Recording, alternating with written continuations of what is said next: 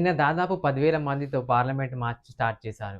కానీ అది స్టార్ట్ అయిన కొద్దిసేపటికే పోలీసులు దాన్ని అడ్డుకున్నారు. సో, దాంతో పార్లమెంట్ మార్చ్ అక్కడితోనే స్టాప్ అయిపోయిందని అందరూ అనుకున్నారు. బట్ ఎవరు ఎక్స్‌పెక్ట్ చేయని విధంగా ఈరోజు మార్నింగే చాలామంది నిరసనకారులు మళ్ళీ జంతర్ మంతర్ దగ్గరికి వచ్చి నిరసన తెలపడం స్టార్ట్ చేశారు.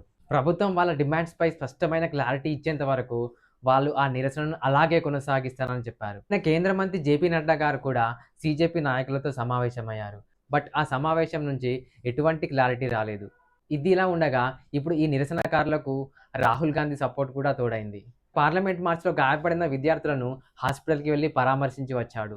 ఆ తర్వాత కొంతమంది నిరసనకారులతో ప్రధానమంత్రి నరేంద్ర మోడీ ఇంటి వైపు ర్యాలీ కొనసాగించాడు. విద్యార్థులపై జరిగిన పోలీస్ చర్యలకు ప్రభుత్వం బాధ్యత వహించాలని అండ్ అలాగే ఈ సంఘటనపై పార్లమెంట్‌లో కూడా చర్చకు అవకాశం ఇవ్వాలని ఆయన డిమాండ్ చేశాడు. సోనం వాంగ్‌చుక్ ఇప్పటికీ హాస్పిటల్‌లో ఉన్నప్పటికీ ఆయన ప్రారంభించిన ఉద్యమం మాత్రం ఇంకా బలపడుతూ వస్తుంది. ఇక్కడ వాళ్ళ డిమాండ్ మాత్రం చాలా క్లియర్‌గా ఉంది.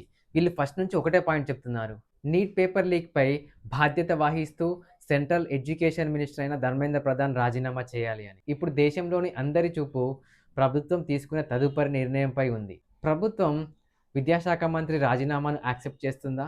మీరేమనుకుంటున్నారో కింద కామెంట్ చేయండి.